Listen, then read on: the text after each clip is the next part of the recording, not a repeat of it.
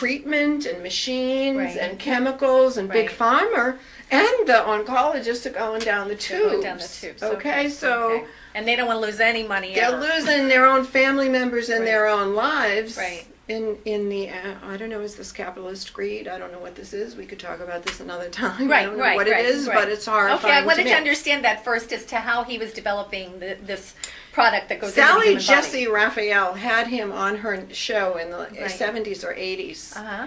And said, "What do you mean you're being thrown in jail? What do you mean that you have people here that say you cured them at death's door?" And Right. and that was 30 years ago. Right, right. And so anyway, you'll read a lot of trash about him. I have Right. 20 pages of his publications that crashed my son's cell phone, Well, Apple phone. I think that you explained to me earlier that only a few people now and then won't do well on his protocol, and yet loads of he people has- don't do well on right the other. now, the FDA has decided they can't fight him, so they're partnering with okay. him on terminal brain cancers for children. They're doing some FDA. Oh, they he's are. partnering with an FDA study. I think they're Okay. in phase 2 or 3 trials now with children Okay. that have 0% chance with radiation and chemo and traditional. Right. And he's partnering in a phase, but the FDA is mandating he also use radiation. Okay. And so, if and when it works, they're going to say, "Well, it was the radiation." But anyway, Yeah. they're having to work with him now Right. because when you get patients that come on and say, "I'm alive and I was in Right. hospice," Right. you know, Right. but his rates are extremely high. It's not 100%. He isn't. He doesn't have a magic wand, but Right. 0 and then 70% success rate.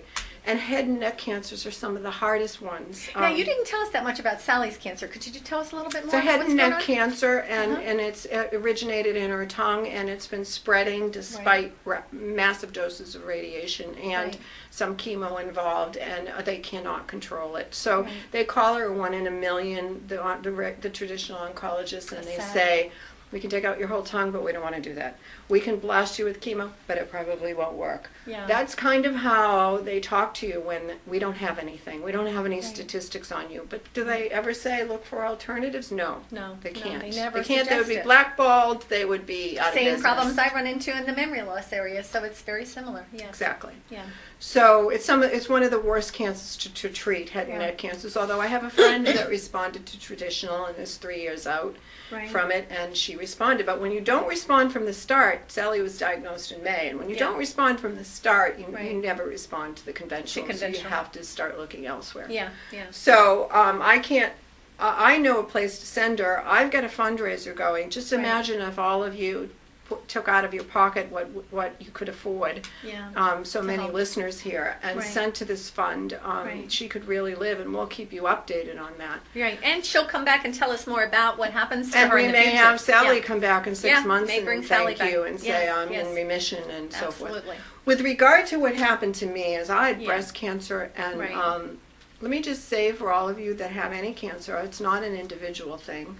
Right. You have families, you have parents, you have husbands, you have children, wives, whatever you have that influence you. Right. And as much as in my Yeah.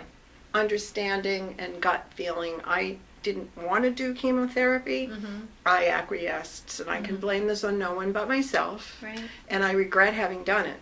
Yeah. Breast cancer, I asked my oncologist, what's the edge that I'm going to get Mm-hmm. on surviving for doing the chemotherapy, and he said 8 to 10%. 8 to 10%. Well, I said, that's terrible, and he said, no, that's great. And I said, with all due respect, you're a PhD, MD oncologist, with all Yeah. you do studies, with all due respect, Right. testicular cancer responds 99%. That's right. That's Hello, right. Lance Armstrong, we're glad you're here. Yeah. That's a good statistic. Yes. But 8 to 10% to throw a bomb in my No. body that's going No. to kill my good right. cells, and you hope it disrupts right. my cancer cells, you hope, That's right. for an 8 to 10, and they're probably exaggerating that. Yeah. Yeah. So I said, I don't respond well to chemicals. I'm not going to do well. It's probably going to kill me. Right. No, it'll be fine. It'll be fine. So I eventually did do it, and I regret it. Yeah. Okay, the first treatment stripped out my immune system, landed me in the intensive care unit for 4 days with no neutrophils, no white blood cells. That is no immune system at all. Right. Kidney failure, heart failure. It's amazing I came back from it. Oh, Melissa, Okay. that's terrible. Yeah. So they reduced my dosage to keep me going on it and decided to give me the white blood cell booster, which they should have given me immediately anyway, but that's $10,000 shot, so they don't want to do that until they see if you almost die. It's kind of the way the system works. Yeah. And so, I went through all of my treatment, and then coming out of my treatment, going through the treatment, brain fugue, you'll hear people that that have cancer, because nobody knows no one who has cancer. Talk about chemo brain. It's like, Right. when you're advocating for yourself, researching, fighting with doctors, asking for hydration, and your brain, and you're bald, and suffering from anemia, and you're in brain fugue. This is a really hard time. It was a hellish time. Yeah. But I did it because I'm tough, you can tell. And I came back from it, and I'm still coming back from it. Dr.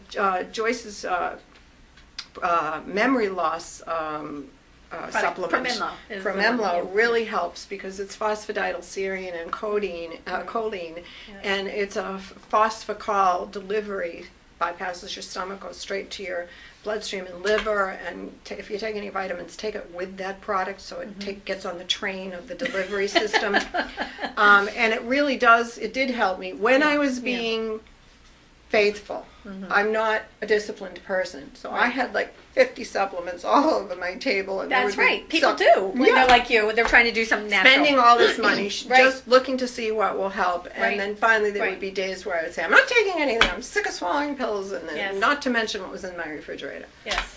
That was just my table. Yes. So, and then during my chemo, I did something against traditional advice on the Northeast, which is very traditional, which is I did high-dose vitamin C. Yes.